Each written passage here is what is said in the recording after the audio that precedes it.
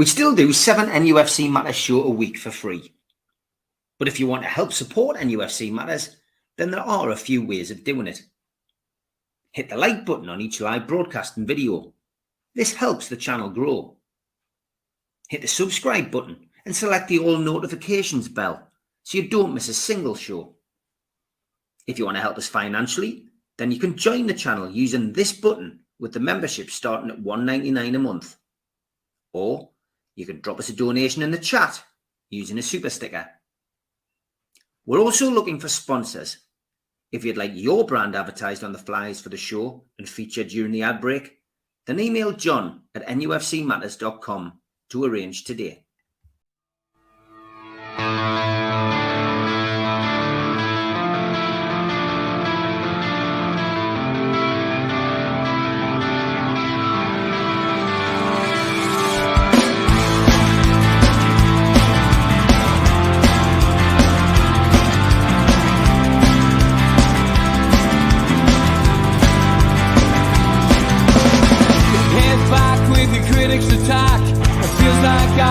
Talking to myself again, but it's the only way you're ever gonna learn. You look back and it's all in the past. I'm dwelling on the thoughts I cannot say to you if I don't say the words that make...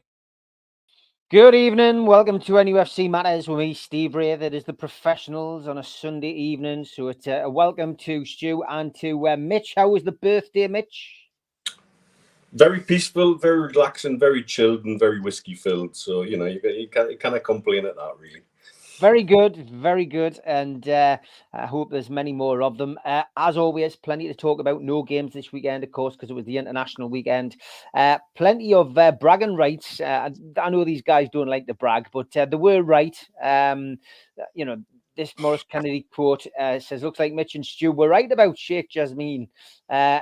All along. That's why I love this channel. Proper information. Thank you, Maurice. Yes, Sheikh Jasmine was, it looks, in all intents and purposes, a bit of a red herring, Mitch, which I think you and Stu have mentioned on more than 20 occasions.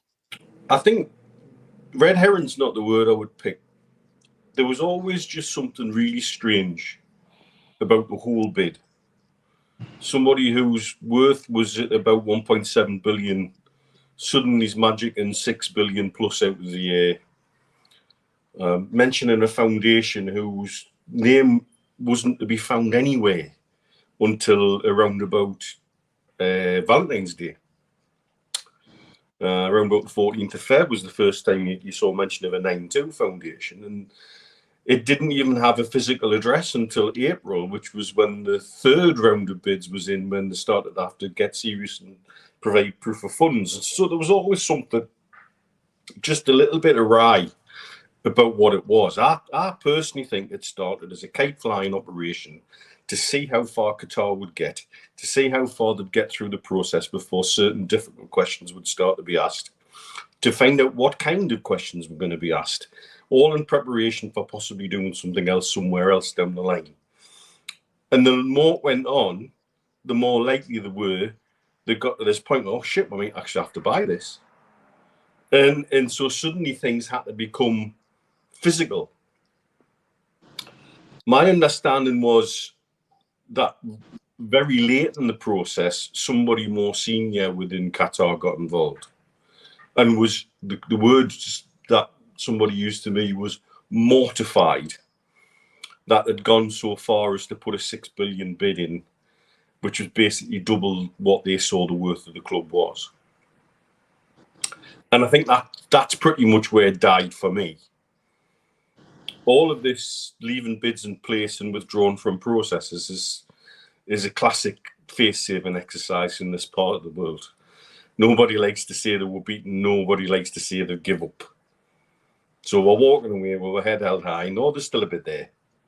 But, for the Glazers' part, I think they were always hoping that one of these cockamamie bids might just pay off and then they make a lot of money out of it. But they might end up getting what they really wanted, which was a cash injection that they didn't have to find. Whether that comes from Sir Jim Ratcliffe is another matter, because I hear from other areas the whole NUFC setup within various sports is stretched to quite thin at the moment. So how much they've got to actually invest in Man United might be a surprise, and not a good surprise in that respect. But I don't know. I'm certainly not sceptical of these sources, because they've been right about so many other things along in the process as well. It just always had that strange. It felt like Bin Zayed Group on steroids, and that's what it really, in many ways, it turned out to be, because they were never ever going to write a check. Stu, interesting. I mean, we've kept the narrative on here very simple. We didn't think it was going to happen. I've been watching poor Melly on Twitter going through all the meltdown that Newcastle fans would normally go through if something bad happened. But yeah, something didn't feel right about this from the start, did it? Absolutely not. Mitch mentioned their cash injection, but it was what they were looking for. I still think they are looking for is a cash injection where they don't have to pay interest on it. And that's more telling, and they'll still have the majority say, so it's not really an attractive investment for anyone. But regarding Sheikh Jassim, I think what's happened with him pulling out now, I think it just leaves a raft of questions. Some of them we'll never get the answer to. Some of the answers are obvious. I think Mitch just mentioned at the start there, was it a vanity project too far? And you got into it, you know. And had it been accepted, would QSI, which is the Qatari Sports Investment, would they have then had to bail them out to save face? Were they really, after US hedge companies, were they really approached, or were they ever required? You know, so you have all these questions. And was the bid ever likely to succeed? Probably not. Not from where it started, and there was no substance to the bid. There was no proof of funds. There was nothing. So whether that was just a case of some middle-aged guy having a mental breakdown and deciding, I want the world to know who I am because I've got lots of money, that's great, but he doesn't have enough money. Now, if I played devil's advocate and knowing how business is done in this region, could it be a power play by Sheikh Jassim where he's withdrawn his bid, similar to what PFI did? And it's what people do here in business. If they don't think they're going to get what they want, they'll withdraw the bid and say, well, I'm not doing it anymore. So it saves face, it retains credibility, and the status within the social circles are mixing. Because business deals are very highly valued, especially in that sort of money in the GCC and the Middle East as well. So, I mean, that's just me playing devil's advocate because, as I said, PIF did it. The massive difference is PIF absolutely had proof of funds to proceed. Sheikh Jassim never had the amount of money to proceed. I think it's 1.6 billion his personal wealth is estimated at. So he could only then give, if he gave everything he's got, he could only get a quarter of what he wanted. So 75% is missing somewhere. What my concern is now is because the press have been really, really kind to Man United and want them to get this takeover so they can get their rightful place dominating English football again. Will we see the moral arbitrators from the press crawl out from under the rocks again and start throwing little pebbles at Newcastle United? Because they've been quite quiet of late because of Manchester United, and they couldn't do that. Now, another question I want to ask is, other moral arbitrators, as in football clubs, will they stop singing sweet music to Qatar, knowing that they had anywhere between 3 to 6 billion to invest? Tottenham Hotspur, anyone? You know what I mean? So you've got things like that where they could then just say, right, okay, well, there's been rumblings in the press of late as well. Levy said it on two separate occasions, that if the right bid came in, he would sell Tottenham, or he would take sell a big share of it. And will the Qataris see a face and stick one or two fingers up to Manchester United and say, right, you didn't want our money, these will have it? And the fact that Tottenham has started pretty well, that could be an avenue they might explore in the future. So that's just my thoughts on it. And we never thought, in all honesty, Mitch did the initial digging, and then we both started and with Steve Hasty started scurrying like Jack Russell's trying to hide something. So we went through it, and it just didn't add up. It wasn't a credible bid. There wasn't enough proof of who he was, what they were, where they were going to get the money from, what the long-term fans were, etc., etc., etc. So now Man United fans are going to feel like how we did on that day when a lot of our fans, 2 of you included, by the way, who said, that's it, it's over. And only Muggins here said, no, it'll still happen. They'll do it all the time. They've pulled out because they can't take it further. So, as I wrote at the bottom of my thing, I told you so, because Mitch wrote. No, I said, so did I. He's got to tell you so did I. So, I did it for that reason, because the one, regarding our takeover, PIF, they didn't want to be told you're not having it, and they don't like being told they can't have something. So, they say, right, this isn't going any further. We don't need you. You need us more than we need you, and that's why they pulled out. Then, as we know, the story developed, and okay, you give us that pathway, and we'll come back. So, if Sheikh Jasm's playing that playing that role, and seeing how it was done by PAF, then good luck to him, because he's going to have to start proving where his money's coming from, and that's going to be harder for him, because since our takeover, it was then voted in that countries couldn't buy. Yeah. For the Premier League, and Tottenham and Manchester United were 2 of the clubs at the forefront of voting for that. So we'll see what happens. We'll watch it with interest. No, we won't be talking about ticketing tonight. We did do that. We did do that. We did do that on Friday. Dear me, I dominated the show. John, could the Tonali situation actually work in our favour? What I mean is he'll just knuckle down in training, well away from his home country where the alleged betting problems occurred. Yeah, I mean, look, this is a story which will continue to run. I've got no doubt about it over the course of the next week. Like I said on Friday, Neil, I'm pleased really that Newcastle didn't have a game, because ultimately this would have dominated Eddie Howe's press conference, would have probably dominated, or overshadowed any potential game that we might have had at the weekend.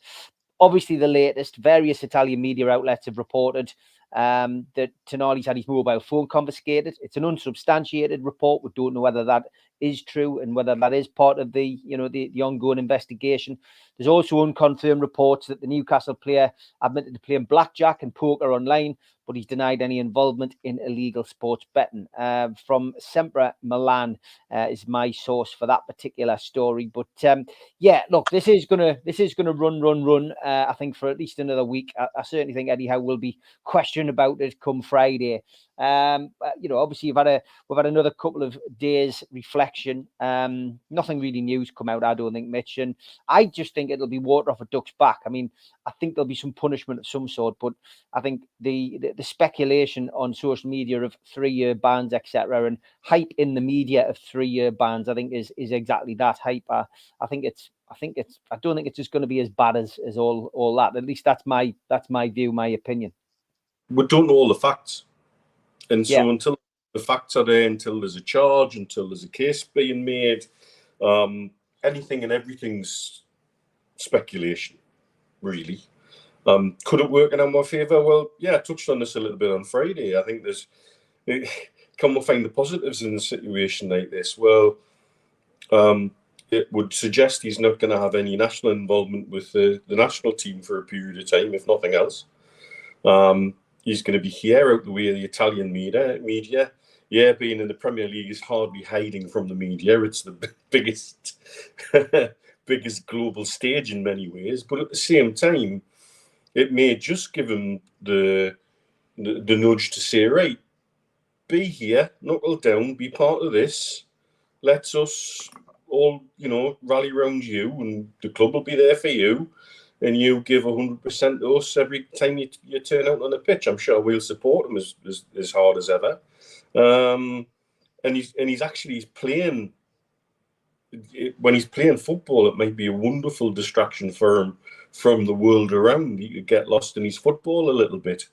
You never know. He's a difficult character to read. I used the word surly on Friday night, and I'll stick with that. He seems like he's got that sort of. I don't want to say attitude, but he's a difficult person to read. He's not like Yeah, well, yeah, poker face, aye, yeah. He's not like Bruno, who definitely wears his heart on his sleeve. That's for sure. He's quite a very different character. But yes, it could turn out to be a benefit to us. It could turn out to be, our response is very simple. We will support you, turn in 100% with us, and give us all the best on the pitch. Mm-hmm. Yeah, Stu, like Mitch says, we don't know the full ins and outs of this case. It's all very much speculative reporting from the journalists at the moment, and until there's any official statements out there, other than the one that we've had from the Italian manager, of course, who spoke highly of both players, said it was unfortunate, and that was that. But yeah, there's not a great deal that we can say until, I guess, all the facts are released. No, you can stop piecing things together, though. I mean, on my brief appearance on the Amigos to wish Mitch a happy birthday on Friday, I did mention the 3 words duty of care regarding Tonali, and there's been varying reports of the severity of his indiscretions. From it's just been a poker game to full-on high-stakes gambling addiction, and it seems to be at the moment it's a trial by the media, not just social media, the media itself, and it's like guilty until proven innocent. But sadly, in instances like this, there's no smoke without fire. So there's obviously, for the Italian FA to say, right, you can't be playing, you have to go, they're distancing themselves, probably not the right phrase, but they're already acting as saying, like, look, we were aware of it, so we've done something about it. I'm sure there'll be support there. But if he is guilty, the question is, and there's been already press leaks or made up things in Italian social media saying that he's really remorseful. But is that for breaking the laws that he knew he shouldn't be doing, or is it for being caught? And that happens with a lot of people who break the law. They feel really bad about it. They're really sorry. I won't do it again, I promise. That's because they got caught. And the same as anything else. You only need to get caught once. You can get away with it so many things. You just need to get caught once. So how remorseful he is will probably go a long way to determining the severity of any ban he receives and his long-term rehabilitation. Because it could be a case of, right, you've put your hands up, it wasn't as bad as player X or player Y, you've admitted that, or he could just say, it's my money, I can do what I want. Because you have to remember, these are young, bored, impressionable millionaires with too much money, too much time on their hand, and that goes back to what we said at the start, which was the duty of care. But perversely, if he has been gambling knowing he shouldn't be, and there is bans to come, whatever the term of the ban is, and this is the perverse bit, he probably isn't in a better place than at Newcastle United. Because to show him that there's light at the end of the tunnel, to show him that there is a road to redemption, he just has to look at our captain, fantastic Kieran Trippier. He went through this years ago, and he's come out of it the other side with a strong mental attitude and improved as a player, improved as a person. So he's seen as a leader now, and I don't think there's many better right backs in Europe currently. And he's playing with a freedom, but his whole demeanour on and off the pitch is someone who's good with himself. He's at peace with himself. And so that redemption is there, because he did something similar with the gambling and knowing he shouldn't and got caught. But he was obviously aware now, or at that time, right, this is my career on the line and I need to do something about it. So all this talk of he's had, Tonali's had, what they're called, psychotherapy and stuff like that. That was me swinging the pendulum, by the way. Psychotherapy and stuff like that. That may be true, it may not be true. But until the facts are actually out, it's all going to be mere speculation at the moment. So I think what we need to do is take a step back, see what he's actually charged for, if he is charged, if it's not by association, if it is something he has been doing. And we'll just have to take the next step. And I just hope the club, and I'm sure they will back him. And there's a good old saying that we've all heard before: you can't help someone until they start helping themselves. And he has to show that he wants to help himself. And if he does that, he'll have 50,000 people to help him the first time he pulls on a black and white shirt at St. James's again. George Bainbridge, by the way, just reminded us. He says, "Hi, on the Toon teaser, did competitors draw lots for the questions?" No, I selected the questions for people. 2 more to go. The final 2, Mitch and Stu, will be broadcast this week. If I remember rightly, I think Mitch goes out on Tuesday, and Stu's will be probably Thursday. So we will know the winner by Friday, and the trophy winner will be announced. So look forward to that. So thanks for reminding us on, George. I haven't seen this story, but apparently Emile Smith-Rowe has been linked with Newcastle. Proper Howe type of player, says Eddie. Tom jumped in early doors and said that he's emerged as a potential transfer target for Newcastle, and simply asks, would you take him, Mitch? Is he the answer to bolstering that, the front men? Right about him being the kind of player that I think Howe would like. Versatile, fit, young, malleable, but already at a certain level where you could drop him into a team and he would perform. I've seen talk about the young striker at Nottingham Forest as well, and interestingly, both Smith-Rowe and him played very well with Gordon in the under-21 tournament in the summer. Gibbs White. Good. Gibbs White, yeah, and all 3 of them look good, playing. Gordon played as a false 9, Gibbs White played sort of around him, and Smith-Rowe, when he came on, played in midfield behind. So they played triangles around each other, and they seemed to interact very well, from what I saw anyway. So yeah, I think it's the kind of signing.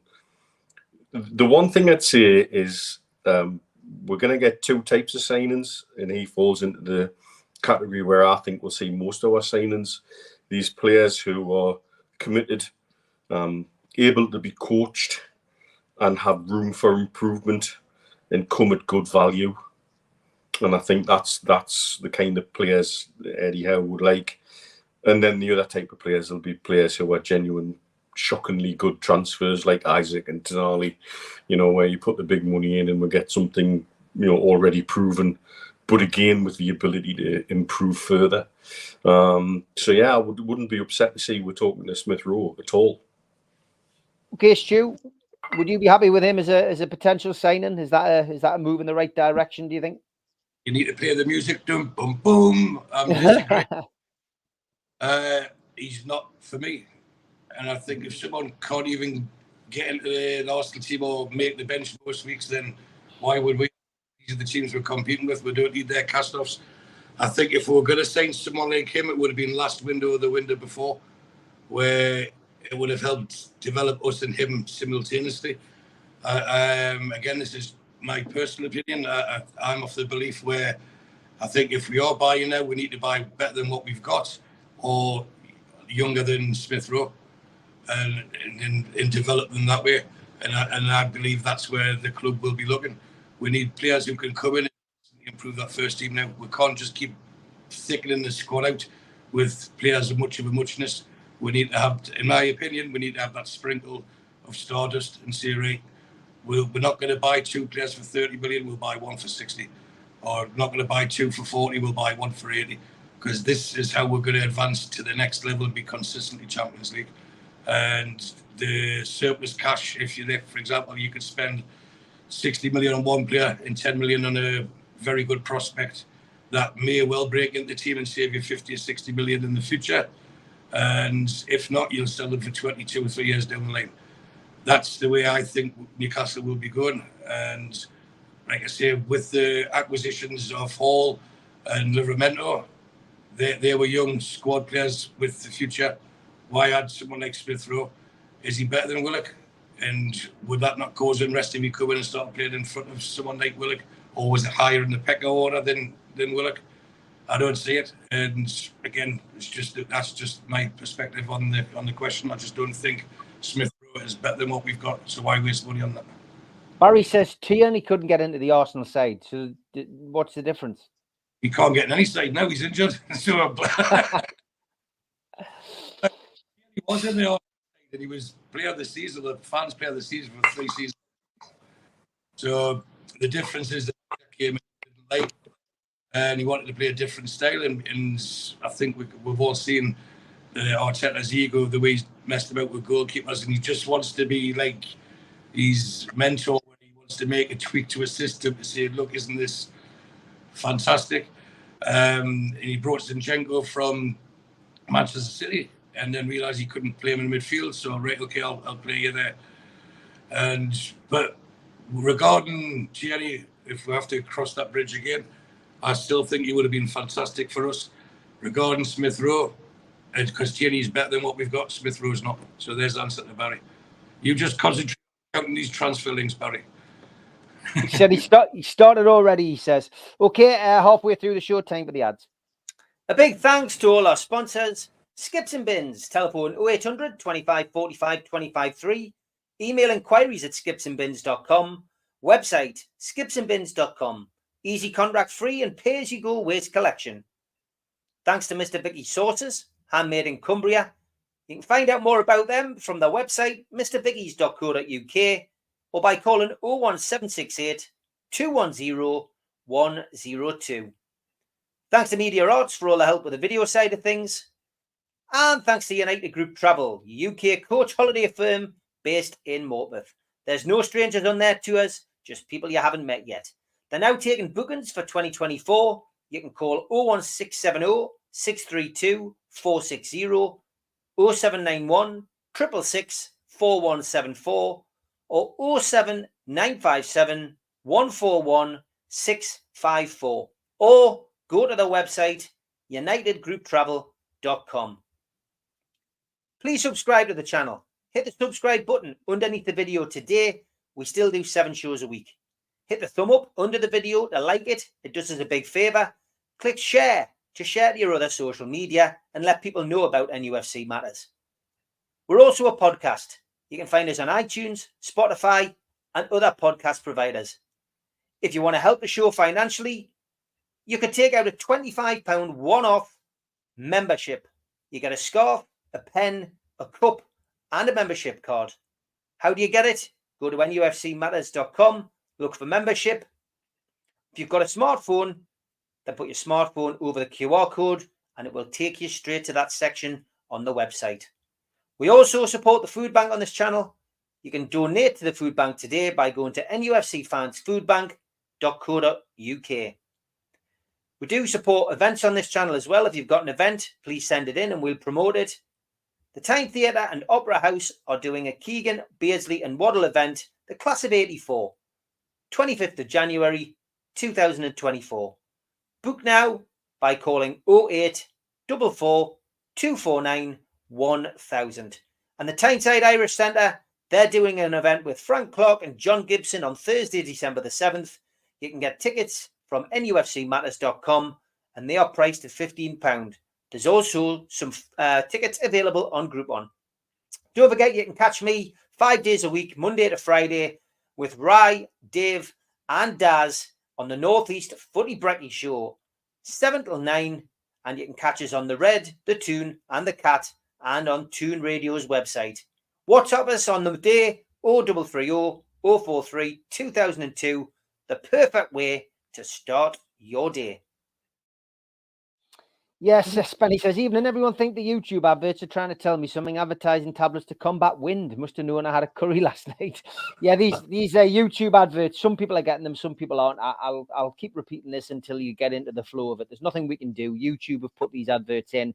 If you're watching it on a certain way, you'll get them. If you're watching them maybe on a phone, you might. If you're watching on a certain type of computer, depending on what kind of browser you're watching on it, I just don't understand it. But we obviously were notified it was going to happen, so at least we can tell you that's what's happening. But you just got to go with the flow. If you miss something, unfortunately, there's not a great deal we can do until YouTube pack whatever they're doing in. But they're obviously trying some kind of things. Andy's just had cheese and crackers. I'm not sure whether that's a personal thing or whether that's the advert that he's just had. But it's nothing we can do, unfortunately.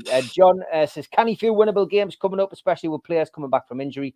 Could be another quality season. That's the way to look at it, mate. It really is. We've had a great little run over the last 6-7 games, and hopefully that will be something that we can continue after the international break. And David on the Tonali situation says, do you think Milan saw this coming down the line and that's how we bought him? I don't think that was the case, David. I really don't. But we're going to move on from that. We're going to go to Ray's question, which I think is a really good one. He says, if you were to play for Newcastle United, what position would you play? And which Newcastle United player, past or present, would you compare yourself to? That's a great question, that. I mean, what position would I play, and what position would I be any good at playing? Well, I played centre-half on a Sunday.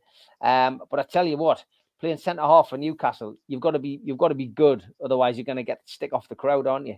And I get enough stick on social media without being a centre-half for Newcastle, I've got to be honest. So I think I'd like to stick up front. I think playing in this team, any three of us could probably notch a few goals in a season with the balls coming in from Kieran Trippier. They'd just be hitting off us, going in. Which player would I compare to? Oh, dear me, how. I would say, I'm not going to say that I was as bad as Titus Bramble. I was probably a combination of John Anderson and Kevin Scott. There you go. There's my comparison. So with my waffling on, I've given Mitch and Stu enough time to think of what they are going to say. So go on, Mitch, over to you first. If you were to play for Newcastle United, what position would you play?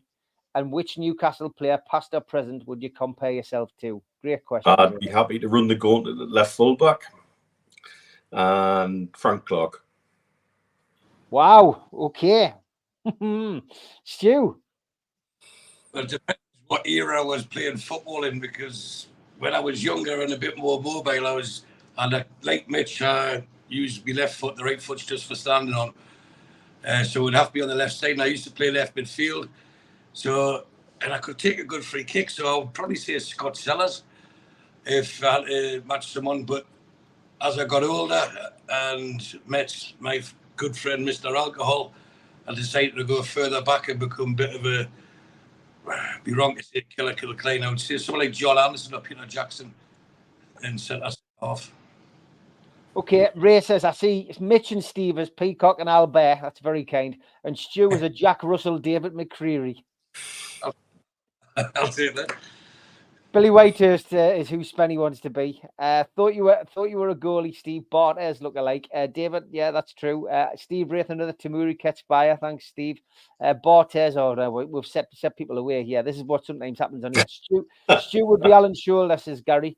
Mitch reminds me of David Batty, biting tackles. Stu is a Duncan Ferguson role. Steve, more of a Steve Howe centre-half. To be honest, like a lot of people said, me and Steve Howe, you look quite alike back in the day when we both had hair.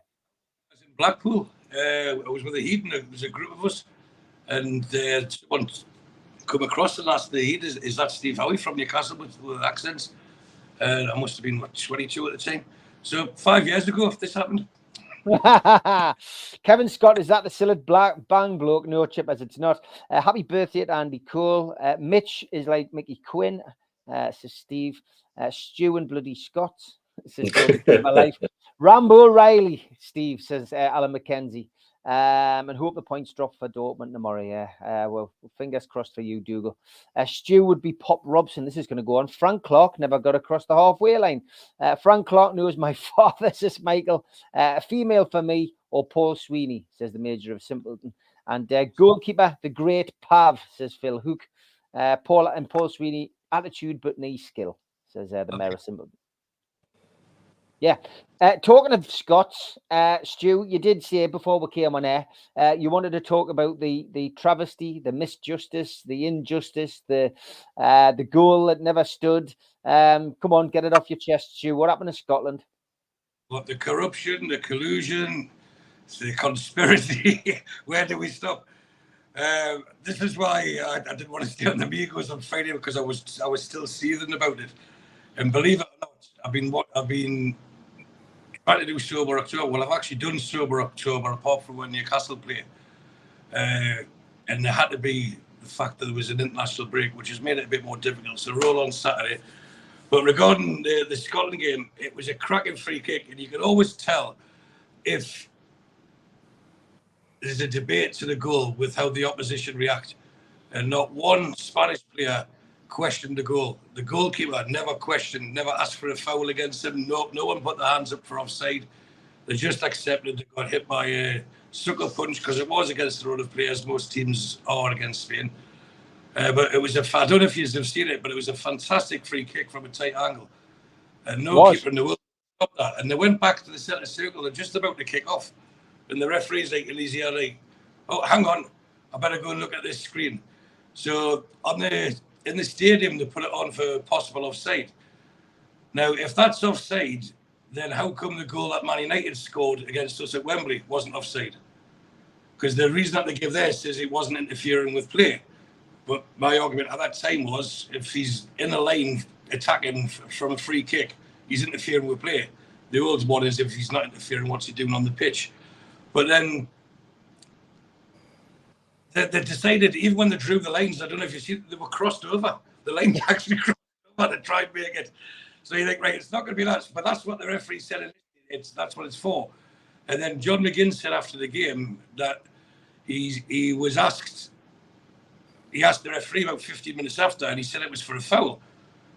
There was no foul on the keeper. And if anyone cares to watch it, I know I'm biased and I could bleat on about it all night, but if you watch it again, the ball was already past the keeper into the top corner. No keeper in the world would have saved that. And before the player, Jack Henry actually even got near him.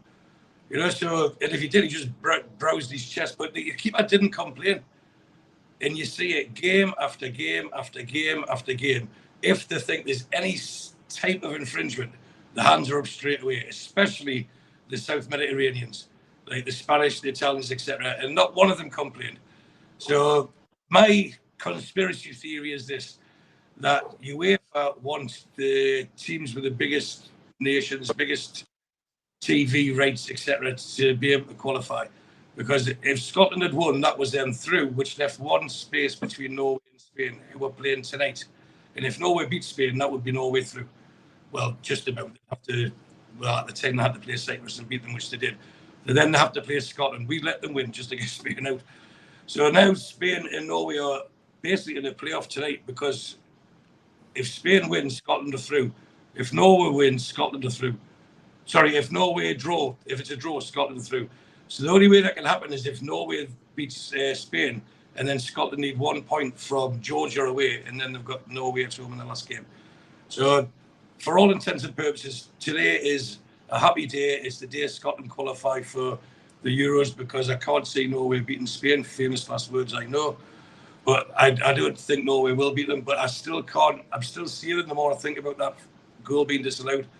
And there's no reason why it was. And you can have bitter Mackems putting things on the screen like that as well. It doesn't matter.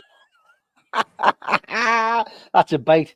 I wish I was as passionate about England, but I'm not. I couldn't give a monkeys about it. I didn't even watch it the other night. I had no interest in it at all. Managed to see that one goal that went in, and just no interest in it at all. Did you watch England Australia, Stu? Not at all. Did you watch it, Mitch? I intended to, and I saw the first 5 minutes, and then decided to take a sleeping tablet because that was far more exciting. Should they have a replay, Stu? We're not going down that road, Kenny. Dear me, how? Yeah, they shouldn't. It's just something that needs to be looked at, and this is where I think that they need referees that they make up like they do in the rugby. The only problem you've got at like these big tournaments is not every referee speaks the language that you want to hear it in. So that could slow it down with interpretation and stuff like that. But it happens, and it's happened at Wembley against Newcastle, and now it's happened in Seville against Scotland. So third time lucky for us there. Yeah, we'll see what happens over the course of the next couple of games as well. England, of course, playing Italy midweek minus Tonali. I may give that a watch. We'll see what happens. Tom, he says, how far is Willock away? Will he make the bench this weekend? The answer to that question, I would imagine, is no, Tom. I don't think he'll be available now until probably November. You've got to remember that he's not coming back from one injury; he's coming back from two, because he was going through the process of getting fit from one injury, and then his Achilles, I think, was the next issue. So I think November is more than likely. Wouldn't surprise me the way Howe is if he doesn't get him back in until possibly after the next international break. But that's me speculating. That isn't what's been said. So yeah, don't build your hopes up. You won't see him this weekend. Barry, good evening again. He says, we're being linked with Juan Miranda from Real Betis, another left back. What is going on? Howe was bought to be our new left back. We've got Ashby, Burn, Target, Dummett who can play there. What's your thoughts on this, lads? Yeah, I mean, we're being linked, Barry. You know as well as we do, being linked doesn't mean we're going to buy him, but they can't be looking at another left back, can they? Particularly with the Spanish press, who are always very agent generated, and we are now one of the easiest names to drop when they want to generate interest in a player. Easiest name to drop when you want to get clickbait on a story. That clickbait story about Bruno setting up his move to Barcelona, that comes entirely from a Barcelona fan who runs a media company in Barcelona. Well, you can see it's him expressing his dreams and wishes under the guise of a story that you get plenty of clicks on. So yeah, I can't see it. It's almost certainly agent driven. It's an agent who wants to get his player out there, get his player maybe he's on the move, and it's easy. We're easy game for that, and we just have to put up with it. Mitch, are you bothered about England? I'm in the Steve Wraith camp. International stuff just gets in the way of half time. I'll ask you that before we ask Stu about his thoughts on potentially bringing another left back in. I have a very checkered history with England, because historically, when our players got good enough to get called up for England, they were then sold. So I couldn't get excited about it. However, as Stu would testify, he's seen us in the middle of a tournament, and I do get carried away once a tournament gets kicked in. I get carried along in it. So yeah, I have this sort of, it's a love-hate relationship really with it. I will get into it during the tournament, but I struggled with that game the other night. Like I say, I think I lasted 10 minutes. Yeah. And, you know, I just couldn't stomach it. Because I also, Southgate for me showed his true colours. He talks out of his arse about picking on form. He picks the players he likes. He picks the players he's comfortable with.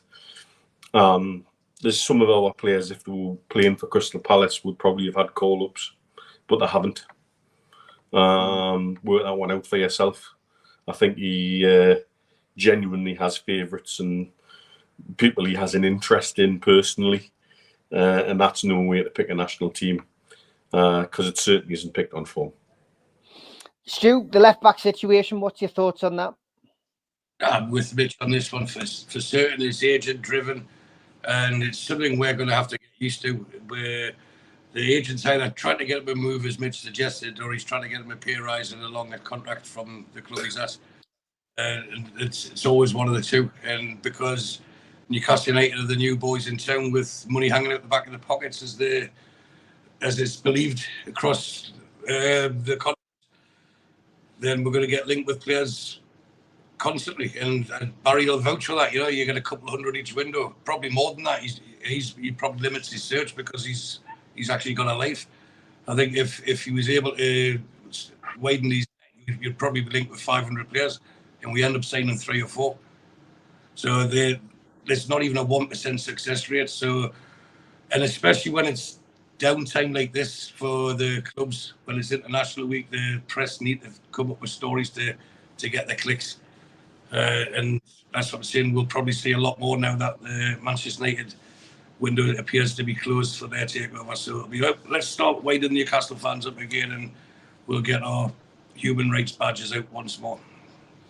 Rock and Rob's in the chat. Good evening. If you haven't watched any of Rock and Rob's shows, do watch them. He does his album review on here every week. Always well worth the watch. He says, anyone think Howe would consider the England job? I mean, this is another story which, of course, will circulate, I'm sure, in due course, because I do have that feeling that Southgate is probably going to step down at some point in the near future. I wouldn't surprise me if he does this Euros and then decides to depart. You know, nothing lasts forever. It feels like it's gone a bit stale to me. I still think Potter will be the man who's in the driving seat for this job. He's turning down jobs left, right, and centre. What's your thoughts on Howe? I mean, he has come out and he has been asked about this in the past, and he's come out and spoken about it, hasn't he? So, what's your thoughts? Do you think there is a part of him hankering after that job, but maybe he's later in his career? I don't think so. I think later, yeah. I think at the minute he's far too hands-on and far too involved day to day.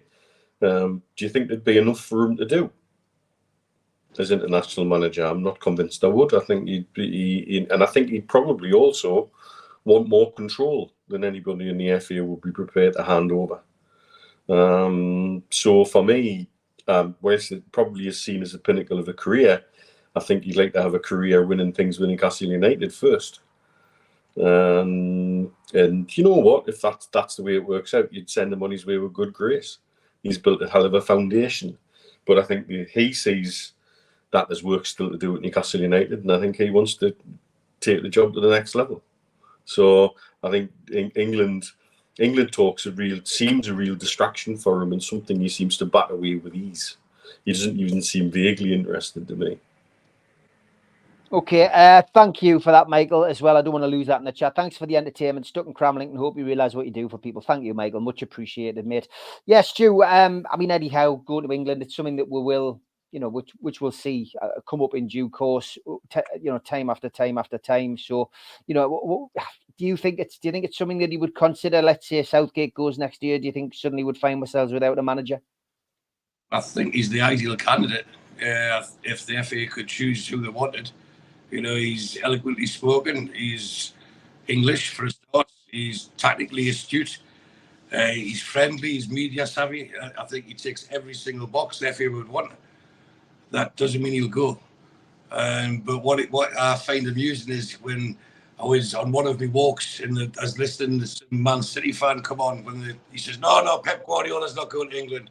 You're not having him. Eddie Howe would be very good for it." So they're all wanting to put Eddie Howe forward for the England job, which tells you one thing: he's doing something right, and they don't want their manager to go, but they see him as a threat. But for as much as Eddie Howe lets us in, from what we see of him, he demands and earns loyalty and respect from his players. How would he get that if he just jumped ship? So I mean, I'm sure, I've never been an English lad, but I'm sure as an English manager, it's something you aspire to. But again, I've got to go with what Mitch is saying. Eddie Howe is everyday tracksuit training ground, first in, last out. He wouldn't know what to do with the England job. He'd be bored. I nearly swore here. He'd be very bored. Very, very bored to the point where he wouldn't enjoy it. He's not ready for that yet, and I don't think he wants it. I think he's got so much potential here with Newcastle. There's so much he can build and win and achieve. This is the opportunity that he's probably looked for, because when he started off at Bournemouth in the old fourth division or whatever second division it's called now, he didn't think I'm going to get the England job, but he would have loved to have the opportunity to get into the top league. And now he's done it for a few years, not just with us, but with Bournemouth. And he's improved himself tactically. He's not going to get a better chance to win silverware than what he is with us. And even if and the sense of achievement, and that's what it's about with Eddie Howe, the way I see it. He wants to build it and achieve it. If, let's say, Guardiola left, he took over there, it's just like following Alex Ferguson at Manchester United. You can only fail. Unless you start winning everything all the time, you'll only fail. So that, to him, I don't think would appeal to him. I think staying at Newcastle and winning at Newcastle consistently would. So I don't think he'd take the England job now, and I don't think he would leave his coaching staff, even if he took them with him. I don't think he'd leave the players, and they're in it together, and that's the bond they've got. They're all on this road to success, and as much you've seen how they've all improved. You've seen the unity in the squad, how the bond and the stick together. Eddie Howe's been the glue that's made that happen. I don't think he would leave that. I think he'd regret leaving more than he would regret staying. So I think it's just paper talk trying to destabilise what's happening or what's coming. Yeah, I would agree. Tom Dixon got another question, and he says, with Bruno and Byrne already signing deals, do you think Shaw and Longstaff will follow them by signing new deals at the club? Fabian Scher, they've said it looks potentially like he will be the next one. But yeah, Newcastle doing the right thing, Mitch, aren't they? They're tying their best players down. One of the biggest criticisms under Ashley and Bruce was management of the squad. And that's exactly what we're seeing, an improvement in. There's an ability to tie certain players down, an ability to extend and find common ground with players about how long we want to give them and what roles they want to, what roles they're happy to have, but also to let players go who might not be happy with the role that they're being offered necessarily. And so I think that kind of squad management is important. Another reason why I don't think we'll end up signing another left back, because I mean it's almost Pardew-esque in terms of the amount of left backs we could field in a single team. So things like that, I think it's clever on the part of the club to manage the squad with one eye to the future and an eye on the now. I mean, Dan Burns signing his contract, Stu. I mean, it was, it was triggered after an extension earlier this year. But yeah, he's agreed improved terms, and I think a lot of this is to do with, first of all, rewarding the lads for what they've done since Eddie Howe maybe came to the club. We do, I guess, as well have to think about that bonus situation that had developed at the start of the season, which is probably a reason why we're seeing a lot of rejigging of contracts, because we heard that the bonuses was still set at Ashley levels, and a few of the players hadn't been happy about that. They've got a players committee, of course, so maybe this is just Newcastle taking the time, getting things right, and getting it right with everybody as opposed to one or two. Yeah, I don't think there's a player in that squad. I'd be hard pushed to think of a player in that squad that wouldn't sign a new contract if it was put in front of him. Yeah, that tells you that they're in a good place. They're happy with what they've got. Unless anyone who's watching can think of a player that wouldn't sign a new contract, I genuinely can't think of one. Even if you looked at the people like Dubravka, who tried to get away, he's come back and he's not making any waves to leave. He's happy with his role, and I don't think there's a player that wouldn't want to sign. They're all now. I think they can sense it. You know yourselves when we've played football, obviously at a much lower level, but when you're in a team and you get on a roll, and it becomes infectious, doesn't it? You know you're going to win something. You know something's going to happen, and they all want to be part of it. Most of them are there at the start of this journey. They want to be there at the first major milestone, which would be winning a trophy. Well, that's not the first major one. The first major one was staying up and then getting into Europe as they've done. But the next most significant one would be to win a trophy. And I think every single one of them want to be part of that. And this is why I think they're reluctant to have wholesale changes and get rid of so many people. They want to keep that squad as unified as possible. And yeah, we'll see maybe there's one major sign in each window for the next couple of windows. Maybe they'll splash out a bit more when they get more sponsorships in the summer. But then you've got the 3-year cycle, and again, we don't want to walk down the path of FFP, but there's a lot we need to catch up with now once it gets to 3 years.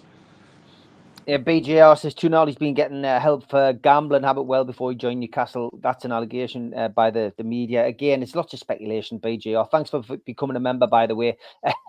Sam says he's just been interrupted by a gambling advert. It's just, yeah, this is YouTube anyway. We just don't know what on earth's going on. I want to finish the show and just go completely segue back into one of the birthdays we mentioned earlier on, Andy Cole. You forget how much of an impact Andy Cole made at Newcastle United in a short space of time. League games, 69, goals, 55. FA Cup, 4 FA Cup games, 1 goal in that. League Cup, 7 League Cup games, 8 goals in the League Cup. Europe, 3 games, 3 appearances, 4 goals. 83 appearances, 68 goals. So finishing off tonight's show, Mitch, where does Andy Cole rank as a centre forward at Newcastle for you?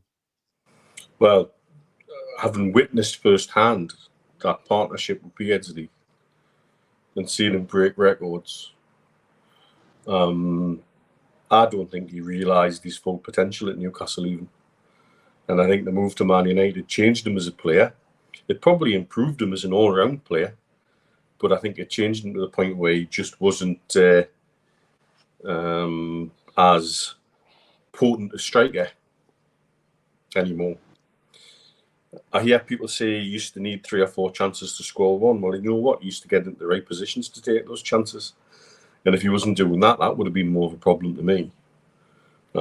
It's when strikers can't get into the positions to get the chances, that's when they struggle. That's what happened with Joselu at Newcastle United.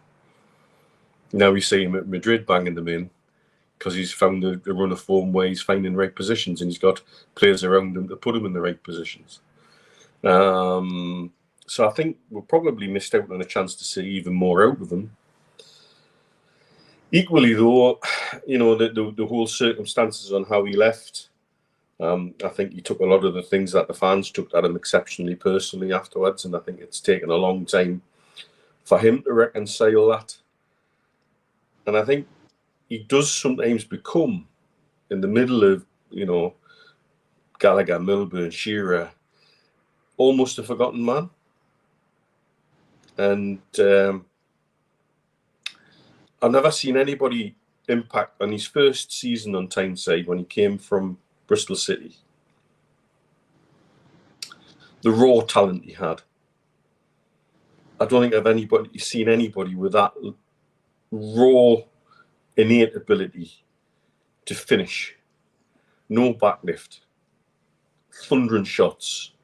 He seemed to always know where to be in the box.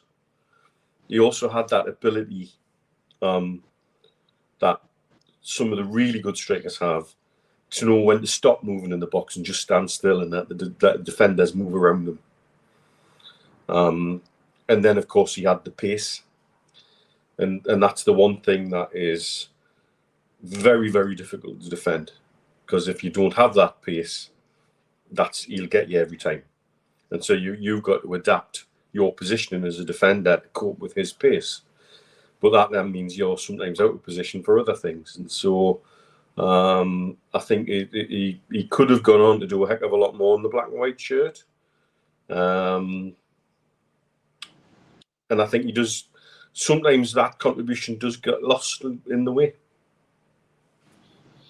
Okay, Stu, lots of comments coming in. You're reading them there as you were waiting for your chance to have a say. Lots of positives, a few negatives. Lots of positives when he was here, lots of negatives when he went to Manchester United, of course. What's your thought? I've been on record many times, Steve, on these shows. That season, the 93-94 season, our first when we got promoted, was the best season I've had with supporting Newcastle United, and Andy Cole was a major part of that. And as Mitch just said there, he was this raw youngster from Bristol City that was rejected by Arsenal, and you're thinking, who's Keegan spending this 1.7 million on? And then he got like 12 goals in 11 games or something stupid like that at the end of the promotion season. And then you say, well, can this team do it in the Premier League? And once he found his feet, he found the net consistently, didn't he? And you just expected him to score. And I love all this, that he needs 3 or 4 chances to finish. Let's say he scores 1 in 3, that's a 33% strike rate. If anyone really wants to go to it, look at these strikers now. I think it's only Holland that hits the net on a more regular basis. Target-wise, I think Isak's up there. I think if Isak had the blistering pace that Andy Cole had, if Isak had someone like Peter Beardsley feeding him, like Andy Cole had, and it was just immense watching him. It really was. That's maybe an age thing, because that was me in my early 20s. No, let's get this right. Yeah, late teens, early 20s. And now you're going to all the games, home and away and stuff like that. And it was a journey, like what the youngins are doing now with Eddie Howe and everything else. It's a journey that we were on, and we're in this together. But I still love the Andy Cole song. As simple as it is, it just reminds us of so many unbridled, joyous moments where he's got the ball from nowhere. He scored the goal, you know, and yes, did he want to leave? We'll never know that. He's not going to say, yes, I want to leave. Did he get his head turned? Was it a deal that, as Keith said on the steps, it was an offer that was too good to turn down, and that we had to trust him? Eventually, yes, Ferdinand came in and then Shearer came in. But that Cole and Beardsley partnership was something special, and I hope we see something like that again in my lifetime, because it was sensational. I think it was 55 goals or something to score between them that year. And it wasn't just the fact that they scored the goals, it was they terrorised defences in different ways. They were both special talents, but the way Cole finished them and the fact he wasn't a big name when he came to us, we created him. I'll always be grateful for what he did in Newcastle. Yes, he soured it by singing derogatory songs in a cup final, but that's football. You change teams and you join in. What you're going to say, I'm not going to sing because, it's a joyous thing. We should be old enough at the time, 20 odd years later, we can cool down a bit and think, right, he was stupid, but I can understand why he did it. Although at the time I was seething. But Andy Cole was amazing. And yes, Shearer was the most complete striker. I think it was Spenny that said it before that.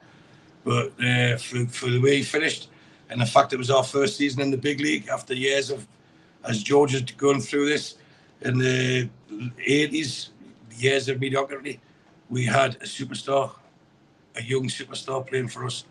And he could have been anything. Had he stayed, he could have been anything. He went to Man United and he just blended into a team that was full of superstars. He was our star. He was probably our first superstar of the 90s. And fantastic watching him. Yeah, great memories from our perspective. Great player as well. I do feel as well that it's in the top 3 atmospheres for me. That day that he broke the record, when he scored that 41st goal, beat Hughie Gallagher's record, the roof came off. We often, we say that a lot about things, but about atmospheres. But that was a one which had your ears ringing for a couple of minutes afterwards. And it's funny as well. Everyone mentions Beardsley, but when you speak to Peter Beardsley about Andy Cole, he always points to Scott Sellers. He says, if you watch the games back and watch the goals back, he says, actually Andy Cole owes a lot to Scott Sellers. He said, I might have been involved in the build-up. He says, but Scott Sellers was the real key to unlock a lot of those goals for Andy in his first season. So, typical of Pedro, very humble. Well, that is the end of the show. Great professionals. Thanks to everybody for dropping in for an hour on a Sunday night. Thanks to the moderators. Thanks to everybody in the chat. Thanks for your questions. But thanks to Stu and to Mitch for giving up that time again to have a bit crack. Take care, lads. See you on Wednesday night for Geordie's here. Geordie's there. Take care. Cheers, everyone.